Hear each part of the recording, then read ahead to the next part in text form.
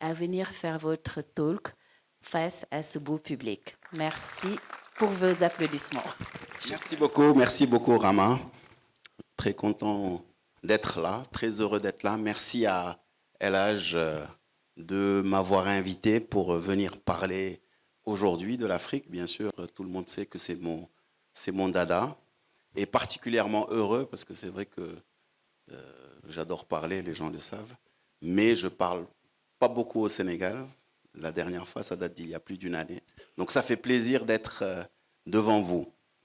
Oui, c'est important de mettre l'Afrique au cœur de nos discussions, parce que nous sommes tous africains et nous tenons à ce continent, et parce qu'il se passe beaucoup de choses sur ce continent, et nous devons en être conscients. Être conscient qu'aujourd'hui, l'Afrique est vraiment à une croisée des chemins pour différentes raisons. D'abord parce qu'il y a un momentum important dans la géopolitique mondiale, je vais y revenir, et aussi parce que nous avons une jeunesse africaine très consciente, très engagée et qui a des aspirations importantes. Ce n'était pas peut-être le cas à notre époque, en tout cas la jeunesse d'aujourd'hui, très connectée, consciente, a des aspirations et des besoins. Donc l'Afrique est à la croisée des chemins et c'est un moment où on vient de passer des périodes assez compliquées, donc avec les différentes crises qui font que la géostratégie mondiale a complètement évolué et met l'Afrique dans un nouveau paradigme. Et je vais revenir, merci à Djiba d'avoir montré la une de l'Économiste, je vais revenir il y a une vingtaine d'années justement, quand cette une existait, où l'Afrique était justement dans une situation très compliquée parce que tout le monde fouillait l'Afrique, considéré comme un continent sans espoir. C'est dur hein, quand vous avez moins de 30 ans qu'on vous dit que votre continent est sans espoir. Et à l'époque, justement, avec un groupe d'Africains, de jeunes, l'idée par notre grand frère Alioune Sall, on avait beaucoup réfléchi sur les différents scénarios de développement du continent. Et un des scénarios qui se dégageait et qu'on avait privilégié, c'était ce qu'on appelait le scénario des lions qui sortent de leur tanière. Bon, ceux qui ont un peu suivi mon actualité et le dernier livre que j'ai publié vont un peu faire le lien. Et cette stratégie des lions qui sortent de la tanière pour le développement de l'Afrique était basée sur un développement en 2 temps. Un premier temps où on disait que pour que l'Afrique s'en sorte, il faut que les moteurs de ce continent, notamment les pays qui ont le plus de potentiel, puissent être les locomotives et d'abord amorcer ce développement. À savoir donc des pays comme le Maroc où je vis, comme l'Égypte, le Nigeria, Côte d'Ivoire, Sénégal en Afrique de l'Ouest, l'Éthiopie, le Kenya, l'Afrique du Sud. Tous ces pays à fort potentiel devaient être un peu les moteurs, tirer le continent déjà en sortant de ce marasme qu'on appelait justement le sous-développement sur une période pour ensuite tirer à travers l'intégration africaine les autres pays.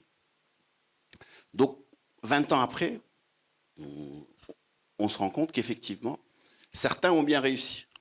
Oui, le Maroc aujourd'hui émerge, on voit comment l'Afrique du Sud aussi s'est positionnée malgré les soubresauts du moment. L'Égypte, le Nigeria, l'Éthiopie, la Côte d'Ivoire, le Sénégal, à un degré un peu moindre, mais quand même avec des résultats assez intéressants. Et on devait entrer dans cette deuxième phase où ces pays-là, à travers l'intégration régionale, tirent les autres vers le haut. C'est passé beaucoup de choses entre-temps. Début 2020, donc juste 20 ans après cette une, Covid, bien sûr. Ensuite, la crise ukrainienne. Mais heureusement, à toute crise, malheur est bon. À toute chose, malheur est bon. Il faut juste en tirer le meilleur. Et on a vu justement que ces polycrises ont entraîné beaucoup de choses positives pour le continent. La première chose, qu'on a vue et qui est importante, c'est la prise de conscience de l'importance de la souveraineté. Tous les pays, en tout cas du continent, qui ont vécu le Covid, qui se sont rendus compte que, oui, du jour au lendemain, plus de possibilité d'importer du riz. Donc plus de possibilité de faire manger les populations. Plus de possibilité d'importer n'importe quel produit agroalimentaire. Il n'y a pas d'avion, pas de bateau. Comment on fait? Bien sûr, ceux qui avaient géré cette souveraineté alimentaire n'avaient pas de problème parce qu'ils avaient localement de quoi nourrir leur population. Donc, on a vu tout le monde ériger la question de souveraineté au cœur du développement du continent, ce qui est un élément extrêmement important parce qu'effectivement, on a beaucoup bataillé pour les indépendances, mais on s'est rendu compte à un moment que indépendance ne voulait pas dire souveraineté et il y a eu une vraie piqûre de rappel avec le Covid. Deuxième élément très positif du Covid, c'est que lorsque il y avait cette bataille sanitaire sur les masques, sur les produits alimentaires, tout le monde s'est rendu compte que finalement, on ne pouvait compter que sur soi-même ou sur son voisin. Parce qu'effectivement, l'Europe a fermé, les différents pays africains ne pouvaient se tourner que vers les voisins, que vers les pays de la région. On l'a vu sur l'Afrique de l'Est, Ethiopian Airlines s'est mue en transporteur cargo des différents pays parce que c'était celle qui avait des avions qui pouvaient aller chercher des vaccins, aller chercher des masques, aller chercher des choses. Donc, le Covid a renforcé ce sentiment d'appartenir à une région, à un continent, et aussi ce sentiment que le voisin peut au besoin nous aider, que le voisin peut nous servir lorsqu'on a des problèmes. Et ce qui explique d'ailleurs qu'en 2021, on a lancé la zone de libre-échange continentale africaine qui était en train de s'empêtrer dans des discussions. Oui, Marie me le disait. Il y a une vraie problématique du continent entre guillemets, d'ego, d'individualisme, qui fait que chacun pense qu'il peut y arriver tout seul. Chacun pense qu'il peut être le hub du monde, et donc on se retrouve à 54 pays qui s'affirment comme hub du continent. Mais là, on a dit, il est important qu'on se mette ensemble, et on a accéléré beaucoup d'éléments d'intégration. Donc tout ceci était quand même un élément très important du Covid. Deuxième élément qui a suivi le Covid et qui a renforcé cela, c'est la crise ukrainienne. Effectivement, plus de blé, plus d'engrais, et les gens étaient obligés encore de se dire, cette souveraineté, il faut qu'on y agisse et il faut qu'on s'organise pour l'avoir entre nous. Si ce n'est pas dans le pays, si c'est dans la région, sinon dans le continent. Autre élément favorable de ces crises, c'est comment le monde occidental s'est dit, attention, à un moment, lorsqu'on nous disait que l'Afrique était the hopeless continent, on a pris tous nos œufs et on les a déménagés sur l'Asie. Parce qu'effectivement, tout le monde nous disait que les Asiatiques travaillent mieux, avec un meilleur coût, avec ceci et cela. Et donc, le monde occidental s'est rendu compte de la grande dépendance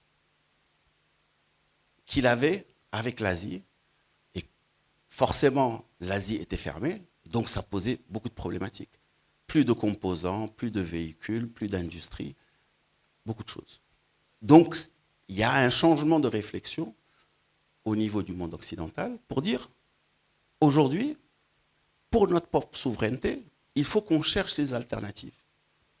Et bien sûr, dans ce positionnement pour chercher des alternatives, l'Afrique s'est révélée naturellement comme une solution intéressante. Et ça s'est renforcé à nouveau par la crise ukrainienne. Pourquoi? Parce que sur le gaz, les Européens ont eu la même problématique. On dit on dépend du gaz russe. Aujourd'hui, on a des problèmes avec la Russie. Si la Russie ferme, qu'est-ce qu'on fait? Et encore une fois, où se trouvent les réserves qu'on peut exploiter l'Afrique? Donc on a une combinaison favorable, c'est pour ça que l'Afrique se trouve à la croisée des chemins, entre un changement de mentalité et aussi de vision de beaucoup de dirigeants africains sur la question de la souveraineté, sur la question de l'intégration, et un changement aussi géostratégique du monde occidental qui finalement voit que l'Afrique peut être une alternative intéressante. Donc tout ce changement de paradigme fait qu'aujourd'hui, et il faut qu'on en soit conscient, l'Afrique qui était le continent qui se positionnait en recherche d'aide à l'extérieur, recherche d'appui extérieur, devient la vraie solution pour tous les défis mondiaux. Et quand je dis la vraie solution pour tous les défis mondiaux, je peux en citer 6 et vous allez me comprendre très rapidement. Premier élément, défi démographique. Oui, on le dit, 1,5 milliard d'habitants aujourd'hui, avec plus de 50% de jeunes. 2050, l'Afrique sera 2,5 milliards d'habitants, un quart de la population mondiale, avec plus de 50% à moins de 29 ans. Pendant ce temps, l'Europe, l'Asie, population vieillissante, 49 ans de moyenne d'âge contre 29 ans en Afrique. Donc, dans cette bataille démographique, l'Afrique devient le potentiel de force de travail, le potentiel de cerveau, et on le voit aujourd'hui, les pays qui ont mis en place un bassin d'éducation favorable sont en train d'être pillés par le monde occidental, les pays africains, je parle. Les ressources sont en train d'être exfiltrées du continent. Ou ceux qui ont mis en place des politiques favorables sont en train d'attirer des plateformes de nearshoring dans leur pays. Mais au-delà d'être une force de travail et aussi d'être un capital humain, un cerveau utile pour le monde occidental, le fait que les populations sont jeunes font aussi que ce dividende démographique se traduit par un marché potentiel important pour le monde. Aujourd'hui, on a un sponsor important qui est une société de télécom. J'audite beaucoup de sociétés de télécom. On se rend compte que les zones de croissance de ces sociétés de télécom, ce n'est plus en Europe. Durant ces dernières années, toute la croissance a été portée par le continent africain, donc le marché. Deuxième défi mondial pour lequel l'Afrique est une solution, c'est le défi agroalimentaire. Oui, aujourd'hui, quand on parle de terres arables, il n'y a plus de terres arabes dans beaucoup de continents. Par contre, l'Afrique regorge de 60% des terres arabes non cultivées du monde. Quand on parle de potentiel en termes d'engrais, l'Afrique regorge, que ce soit en matière ou en termes de production, phosphate, gaz, urée, le potentiel le plus important en termes d'engrais qui est essentiel pour la sécurité alimentaire. Troisième défi pour lequel l'Afrique est la solution du monde, le défi énergétique. Oui, aujourd'hui, en termes de gaz, en termes de pétrole, même si on parle beaucoup d'énergie renouvelable, l'Afrique reste le creuset. D'ailleurs, il ne faut pas s'y tromper, on a aujourd'hui beaucoup de pays qui sont en train de s'intéresser à fond au projet de gazoduc atlantique, qui est le gazoduc qui va aller du Nigeria, traverser toute la côte atlantique, notamment du golfe de Guinée, en passant par le Sénégal et remonter jusqu'au Maroc. Projet extrêmement important pour le continent. Aujourd'hui, les bailleurs de fonds internationaux, tout le monde s'intéresse à ce projet. Parce qu'ils considèrent que c'est une solution à travers le gazoduc Maghreb-Europe, de pouvoir alimenter l'Europe en gaz. Quatrième défi, qui est extrêmement important, la décarbonation, l'énergie verte. Là aussi, l'Afrique constitue la solution au défi mondial de décarbonation. Pourquoi? Parce qu'effectivement, le solaire existe en Afrique, l'hydro existe en Afrique, et également l'éolien. Aujourd'hui, le meilleur mixte solaire-éolien qui existe se trouve sur le continent africain. Et d'ailleurs, beaucoup ne se sont pas trompés. L'un des plus gros projets actuellement lancés sur le continent, c'est un projet d'une entreprise qui s'appelle X-Links, une entreprise britannique, qui est en train d'investir 30 milliards de dollars pour, à partir du sud du Maroc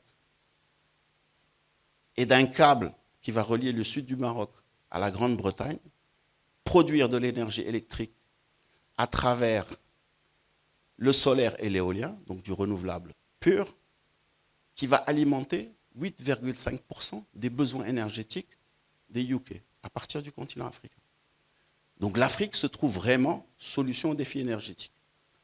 Solution aussi aux défis sécuritaires. Oui, aujourd'hui, très clairement, tous les défis liés à l'immigration, au terrorisme, la solution se trouve sur le continent africain. Solution aussi à tout le défi que j'ai signalé au début, le défi de souveraineté du monde occidental, l'indépendance par rapport à l'Asie. Et on le voit, depuis la crise du Covid, beaucoup d'entreprises sont en train de délocaliser leurs plateformes de production industrielle de l'Asie vers l'Afrique. Mais encore faut-il qu'on mette en place les mécanismes et les leviers qui permettent d'y arriver. Et le premier levier, et mes prédécesseurs en ont parlé, le premier levier, c'est la prise de conscience. Prise de conscience qu'aujourd'hui, les paradigmes ont changé, et prise de conscience des États, mais aussi prise de conscience de chaque Africain de cette situation. Ça, c'est un élément essentiel. Et on le voit, les pays qui en ont pris conscience ont complètement changé leur pouvoir de négociation avec le monde occidental. Ceux qui suivent ce qui se passe dans beaucoup de pays ont vu ces dernières années, ça fait 1 an que le Maroc était en froid avec la France. Et à un moment, c'est la France qui est revenue pour essayer d'arriver à de meilleurs sentiments. Parce que c'est un pays qui a pris conscience de son pouvoir de négociation et de son importance pour le reste du monde. Extrêmement important. Deuxième élément qui est essentiel, et Mariam l'a dit, c'est qu'on parle en tant qu'Africain d'une seule voix. On ne peut pas avancer si l'Afrique n'est pas unie. Tant qu'on va agir en tant que 54 pays individuels, on n'y arrivera pas. Donc il est essentiel qu'on ait cette unité de l'Afrique. Et quand je dis unité de l'Afrique, qu'on puisse ensemble travailler sur des projets communs, sans se poser la question de quel est le président quel est le pays qui va présider cette organisation, quel est le pays qui va attirer le siège de cette autre organisation. On travaille ensemble. Et le projet de gazoduc en est un bon reflet. Aujourd'hui, 13 pays sont en train de travailler ensemble sur un projet de gazoduc qui va mettre ensemble le gaz du Nigeria, les nouvelles découvertes au Sénégal et en Mauritanie, permettre d'alimenter les 13 pays en énergie pour le gas to power, développer de l'industrie dans ces pays et permettre de générer de la valeur pour les populations. Il est aussi important qu'on puisse travailler ensemble en leverageant sur les champions.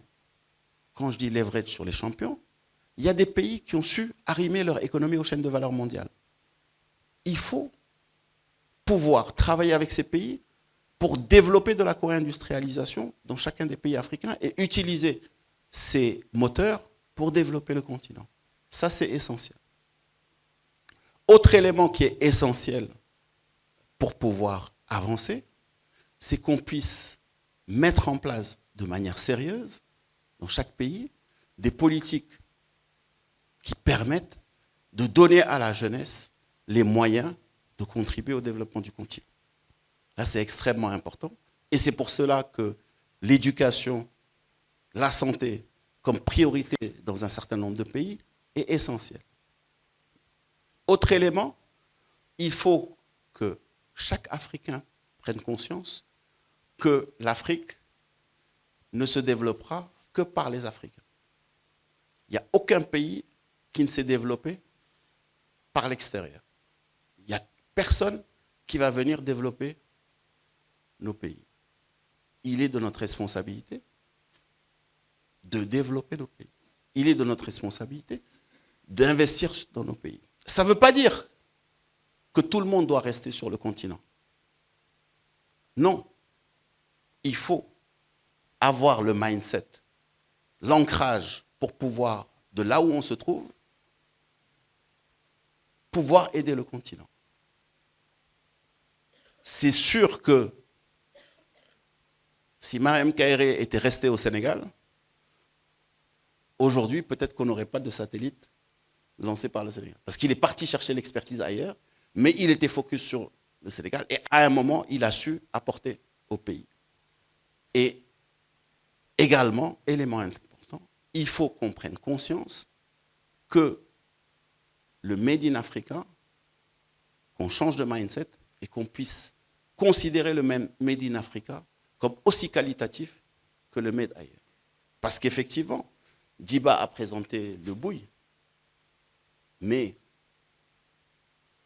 on aurait produit la même chose avec une qualité en se disant, bon, c'est un produit artisanal, etc., ben, il ne serait pas au même prix. Donc cette qualité Made in Sénégal ou Made in Africa est extrêmement importante. Et pour conclure, je dirais, et on le dit souvent, il y a un proverbe qu'on sort souvent en disant, pour aller loin, si on va seul, on va vite, si on veut aller loin, il faut y aller ensemble. Je dis, on n'a pas à choisir entre aller vite et aller loin. On doit non seulement aller vite, mais aller loin.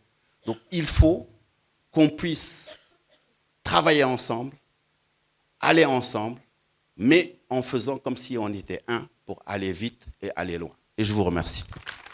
Shukran Bizaf, Monsieur Abdou Souley Diop.